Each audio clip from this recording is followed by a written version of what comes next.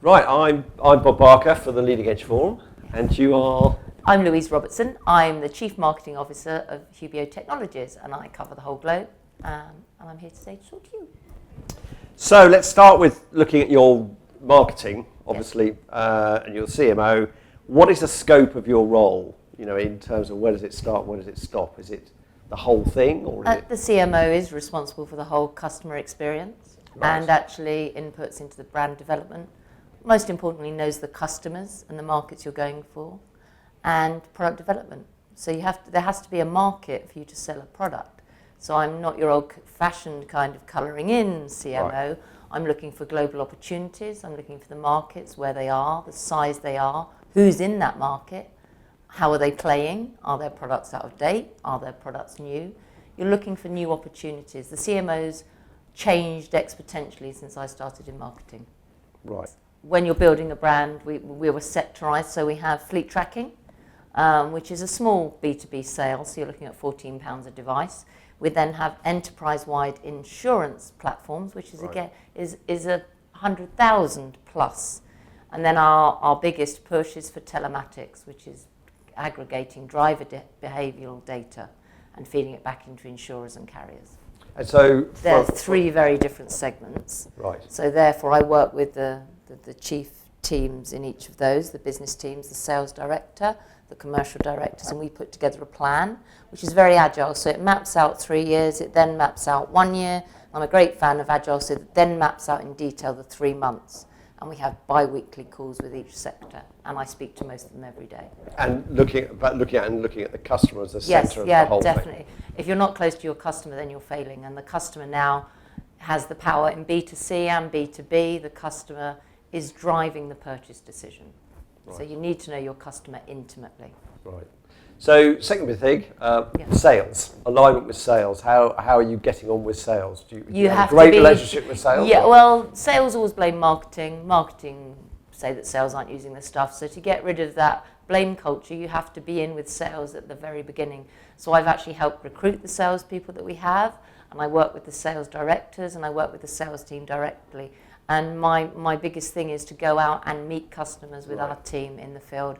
I went to Canada and met Trillium Mutal and looked at farm portals and the great work we're doing there. And I now have a relationship with some of our top 10 customers, which I think, if you're a CMO, that's very important in the role. Right. And so in terms of, what about account-based marketing? I mean, how much of that kind of stuff do you do? In our larger side, in the insurance enterprise business, it's all account-based marketing. Right. We sell incredibly good software that does straight-through processing for policy and claims. So Hubio Insurance is sold account-wise. So we work with Celent, we work with analysts, we work with developers. We make sure that our products, our software products, are meeting the needs of not just today's market, but the market as it progresses. So for account-based marketing, you've got a very specific list of... Yes. Yeah. And then I remember you talking very eloquently about what you do with Navigator, Sales Navigator on LinkedIn. So just talk to us a bit about what you do there. The sales toolkit 10 years ago would have been a brochure and a big suit with shoulder pads. The sales toolkit now is an iPad. It's LinkedIn. Before they go into a customer, we also use One Source's Evention, which is an aggregator of news, so that before one of our sales team visits a prospect, they'll be able to look at where that company's been in the news, who's on their C-level suite, the turnover, because the expectation of someone in sales these days is to be much more of a business development manager. What LinkedIn does is give that guy, one of our guys or ladies, a view of where the person they're meeting is in that organisation, to see where they are on the food chain and where they are on the hierarchy, what they're saying about their product. So they go in with a good knowledge, and the first meeting's more of a charm building and a knowledge exchange of what we've got. What have you got? What are you looking at? Are you also giving those people? Are you using what's called persuasion? Are you sending? Oh yes, yeah. Every single campaign we do is a persuasion campaign. Yeah. We use LinkedIn. We used boosted posts. We use Twitter boosted posts. We make sure when we attend events or our sales guys attend events, if we've got a target customer, say it's, I don't know, Joe Bloggs' Vans. Joe Bloggs' Vans will have seen in his news update on LinkedIn that we're there, what we're talking about, have the opportunity to ring us. watch a canned demo, etc., etc. So yeah, we're using. So they're warmed up. Yeah, and we can see them. We use Communicator Lead Forensics on our website. Right. So last week, one of our interested customers spent 32 minutes. Various members of staff spent 32 minutes reading content on our website. So we then arm our sales guys with that knowledge, and we tell them what they've read and what they're looking at. We can't obviously tell whether that person's the CEO or an intern, unless they're on LinkedIn, and then we can actually say the CEO of so-and-so is engaged with. Right. So that leads nicely onto the technology stack. Yes. Starting from lead forensics or going in from the search from being found perspective. Are you responsible for the whole thing? Yes. And just describe it for me in terms of website and marketing automation and all that. Hubio.com is built on WordPress. Right. And Hubio.com globally is the entrance point for all our segmented businesses. Right. And then you can go into telematics, you can go into professional, and you can go into insurance. Within telematics, we've got usage-based insurance and we've got fleet tracking. So that's in there. So it's a hierarchy which is geo-fenced. So Hubio is the holding ship here, but we actually tactically approach people to come in. We're not looking for organic search. We are doing multi-channel, very account-based marketing that brings the right people to the right pages. So within the website, you have marketing automation and you have landing pages. Yes, we have landing pages. Is that all part of the WordPress thing, or is that a separate tool? That's run by Communicator. Right. So we've got Communicator built in, and we have a chat facility as well in our fleet thing, and this all then feeds back into the goddess of Salesforce that gives me analytics saying these people have reached, we've touched, I don't like that word, we've touched this person 20 times, they've read this, they've reread this email, and after 6 touch points we think it's fair that one of our telemarketers can ring them up, but we don't aggressively go over to someone who's looked at us once. Right. Because that just, and we go in with and we've seen that rather than a free trial, or you have to be quite soft these days. Yeah. Otherwise it's an invasion of privacy. So. Yeah. And you haven't tried chatbots or anything like that? We've got chat, we've got chat, yes. So and actually, a telemarketer is a real telemarketer. Yeah, when you get but we also have, we've got a telemarketer running our chatbots. So we've got live chat when our offices are open, and everybody raves about live chat. But actually, we get 2 or 3 chat cycles a week because we're B2B, and B2B. I think chatbots work probably for smaller sales cycles than ours. We're large insurance policies and fleet telematics. But yeah, we've got it. It's part of the mix. It's there. You can contact us on Twitter, LinkedIn, Facebook, through chat, or good old-fashioned phone and email. And we get an awful lot of phone calls in. So at the back end of all that technology stack, you've got analytics or some sort of reporting. All fed into Salesforce. So how are you measured? Is it a marketing qualified lead? Is it sales? It has to be. Yeah. I mean, if we cut the bullshit, you've got all this. I can tell you that I've got a 28% open rate. That's great. But if we're not making sales or getting appointments from that 28% engagement rate, we're failing. So you have to track the whole journey of the customer. Today we sent out a mail shot. We had 835, quite tactical, 17% opening. Right, that's very good. Yeah, our open rates are good because we don't send out rubbish. So it was a very targeted piece with a free trial in it, but also it had some market information that we researched, and that's what they're opening. So yes, that then comes into our Salesforce dashboard. We then invite that 17% to talk to us on a live demo, and then we'll call them up if they're interested after. What we do find is that sort of 48 hours after we've done one of these campaigns, the phone calls start happening. Because on the back of this, those 835 people will be seeing our adverts and our marketing on LinkedIn and wherever they are on Twitter. Right. So there's a whole sort of 6-week cycle that we're talking to you without you knowing about it. But in terms of marketing being measured, you're measured on the amount of business that closed that you generate all the way through. Yes, it's about leads. It's lead generation. That's all. And in fleet marketing, our vehicle tracking, we need lots of leads. We need lots of small to medium-sized fleets that are looking for safety, for real-time vehicle tracking. Yeah. We need them coming in and talking to us. And that's one of our markets that has greenfield sites. Legislation's changing. If you employ a couple of people with vans, you now need to know where your vans are at all times. You've got duty of care. So everybody's looking at tracking. So and it's for me, it's more interesting than that because it's about connected vehicle. But that particular part of our business is real-time tracking for fleets and vans and mopeds. So that leads sort of nicely onto the campaigns part of it. Yes. So you've talked about going to see customers. What's the sort of campaign mix? Is it Do you still do events? Are events important? Events are. You have to be really careful. What's the sort of mix between sort of events, direct mail, digital? Well, they have to fit in. The campaign has to have an overarching theme. Right. So straight through processing, we're helping policy and claims. So our theme is to automate policy and claims, saving you money, getting a better customer experience for if you've crashed your car, the speed for which you can react, and that's the same in all insurance, from the crash scene to the insurance, how you react, and enabling someone, say Jane, who's on that help desk at the insurer, to see what's happening moment in time so she can give good customer service. That's what the software does. Yeah. It aggregates an awful lot of what used to be paperwork into a digital algorithm that swims through and is done very quickly in a matter of 5-10 minutes. So that's what it does, and what it enables is a far better digital customer experience. So when I'm marketing that, I know within an organisation who I want to talk to.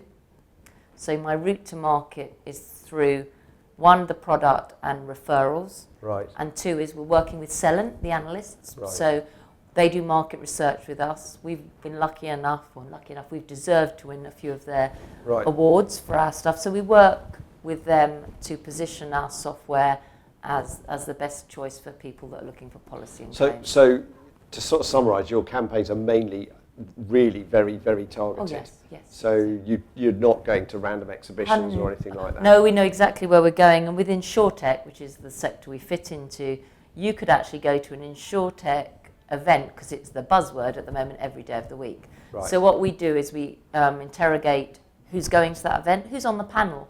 Quite often we'll sponsor a panel where I'll talk, or Neil Thompson, our strategy director, will talk, and we'll be on a panel with someone we'd like to be a customer. Right. And we'll be talking about similar things. So we won't necessarily go, because what we're finding at these exhibitions is the footfall's really low. Yeah. And there's not going to be, unless a C-level person is speaking, they're not going to be attending. No. And you tend to sit on the stand and talk to lots of interns and lots of other people competitors. In the industry. Yeah, people in the industry. Okay, so we mentioned social media, PR. I mean, so you use social media, using social media for social selling, and you've mentioned that you use it, as a channel. But what about, do you forget PR, or where are you on PR? We retain for insurance Lamb in the City, because PR's changed. It's more about content creation. So you go to a specialist agency who understands your market, because if you're very busy, you need to say, hey, this is happening in policy. We've just seen this change in legislation. Can you draft us something? Yeah. But that content won't necessarily go out on a newswire. That could be blog, it could be a LinkedIn status, or it could be a quote in the FT or City AM. So whereas before they'd do the London, 2:00, Hubio says, and their chairman says, they're working harder for their buck. Right. And those kind of press releases that were to 100 publications don't work anymore. We know we have favoured publications that I work with. I'm on first name terms with Jonathan Swift, who's the editor of the Insurance Post. Right. I will ping him on Twitter. So much more than the old PR agency. I think they help us with the content and they build relationships that are tricky. But I own the seats. Yes, I own on Twitter, and I'm a prolific tweeter. I own relationships with core journalists on Twitter and my own LinkedIn. Right. And I think that's the change. And for CMOs that aren't digitally equipped, then they will need a really good PR agency to bring them up to speed. Yeah.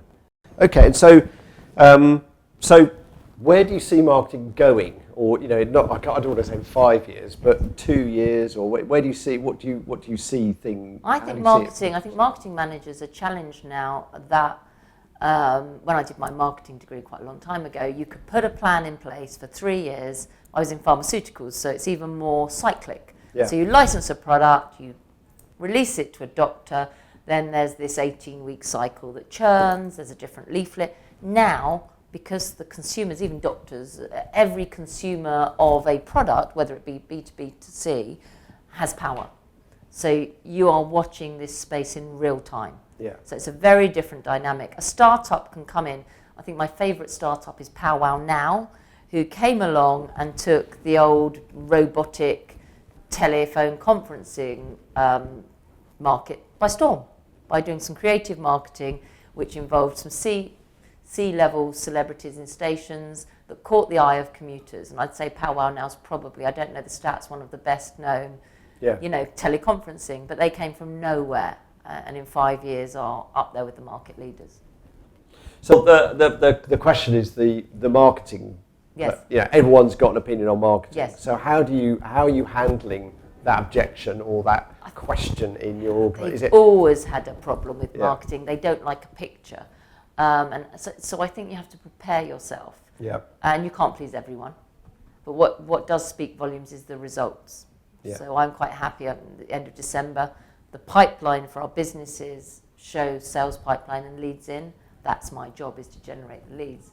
And then my job as well is to say to our CTO, when I've been given a roadmap and we're not delivering against it, look, hey, don't colour that a different colour.